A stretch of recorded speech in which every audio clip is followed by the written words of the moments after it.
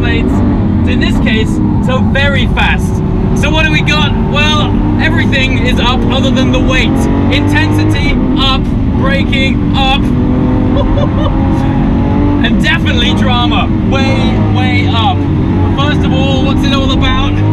We've got heavily revised engine internal components, revised with a lot of titanium.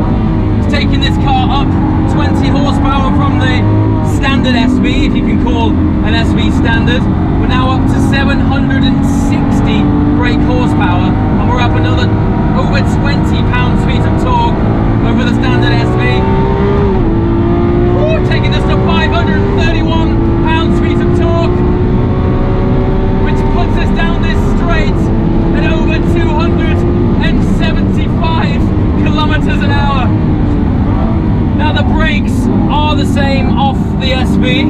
I have to say the pedal feel, I would probably hazard a guess that despite the fact that this thing just set a record-breaking Nurburgring lap time, I've got to say the pedal feel was probably a little bit stronger around that Nurburgring lap time. This feels quite road biased in the way that it feels. You're not getting sponge as such, but there is a feeling of long travel that I think is set up for road use. Now, if you watch this channel regularly, first of all, you'll have heard me say that quite a lot, but no doubt you're waiting for the gearbox comment. Well, in this environment on the track, when you're flat shifting, it's fantastic. But the issue comes, see right there, I gotta say, look, for all of my comments about how dual clutch gearboxes are fantastic, when you're flat shifting, there really is, every gear is a theatrical moment, it's its own scene. The problem is the interlude between actually initiating that gear shift when you're going slower. Watch this. It actually rotated the car then under gear shifting, because unless you're flat shifting above 6,000 RPM, you don't get that shotgun-like slamming home gear shift effect. There is this lull, which when this gearbox launched back in 2011, that was all well and good. Hold on a minute while I take you down this straight. That's 275k. Oh, I was recently here. Wow. In a McLaren Senna. And the speed down that straight was not dissimilar. And that's from a car that's another 300 grand over this thing. The performance of this naturally aspirated engine is exceptional. Now you'll have to forgive that what sounds like understeer squealing of the tyres. We're actually not understeering here. The surface of this track has been relayed like last week, and as a result there is this weird oily texture on the surface, which unfortunately isn't doing this car ultimate justice, and every now and again we get this squealing sound which sounds like you're in an underground car park. Woo! There was the gearbox again, not quite slamming it home as you might expect. But when it does, it's phenomenal. Now, as I'm turning into this corner here, I've got to talk about the agility of the car. Now, the SV didn't have rear wheel steer, but of course since then, Lamborghini have launched the Aventador S, which does have rear wheel steer technology. And honestly, it disguises this thing's weight incredibly well. The agility of it flatters the size of this car wonderfully. And now around Parabolica, it sits flat, but it's a very long corner. You gotta really watch how this thing runs wide. And up to the start-finish straight again. I've never had to shout so loud in a car, but this is really what the SVJ is all about.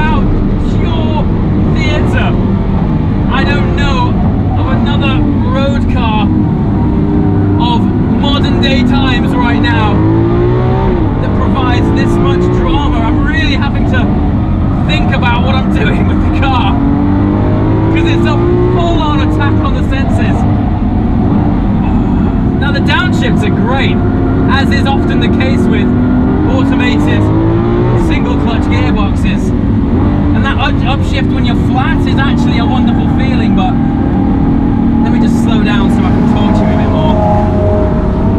I've got a feeling that on the road at this sort of speed, there's a technique in these gearboxes where if you have a slight lift, it just smooths everything out, and the gear shift actually is more than acceptable. And I guess the pros and cons are that if you're not quite fully on it, you are very much aware in this era of wonderfully responsive, dynamic and agile twin clutch boxes that we are at the very edge of the last generation of gearbox with this car. But I've got to say, as far as single clutch gearboxes goes, they've absolutely nailed it. And do you know what? I'd actually consider this car. In the past, Aventadors have evaded my garage mostly because of the gearbox. Now, living with these things is interesting because the visibility, one of the I guess compromises of a car that looks this good. If you look at the side of the Aventador profile, it has a very tight window line, and that's because the A-pillar rakes very steeply and it makes the aesthetic look fantastic. The offset of this is where the A-pillar meets the bodywork, you're kind of constantly ducking around it to see where your corner is, or on the road where any oncoming traffic is. The visibility in this car has been made, dare I say it, even worse by the addition of the magnificent aesthetic of the rear cowling over the engine bay. Now from the outside it looks wonderful. I'm actually following an identical spec SVJ right now, and it's one of the best looking road cars in the world. Now I know these cars aren't practical cars, but from an ounce of practicality has kind of been stripped out of this thing by removing pretty much all visibility out of the rear here. But you kind of don't care. When you're driving it, you just don't care. Now, one of the things that I've chosen to talk about while I'm going steady is the introduction of the Generation 2 of ALA, which is Lamborghini's active aerodynamics. Now, we first saw the Gen 1 of this launch on the Huracan Performante. And what it does in this car is very cleverly channels air under and around the car and through a series of active aero. There's these flaps essentially on the front and rear of the car which shuts off aero on each side of the car, channeling downforce to wherever the car needs it. Now this particularly comes into play when you're taking a corner. The downforce is channeled to the inside of the car, basically applying more downforce on the inside wheel, giving you more grip. And then when you're on that incredibly long straight, and we were pulling 275 kilometers an hour, it effectively stalls the wing, reducing drag, giving you cleaner cut through the air. And as a result, as you've seen, by God does this thing cut through the air. This thing's up to 531 pounds-feet now, but it's connected to a naturally aspirated V12 with those titanium reworked internals. As you've heard, it truly sounds like a race car. When you stand on the pit wall here and you hear the cars going past, it sounds like some race cars are warming up for the race. It's an amazing experience.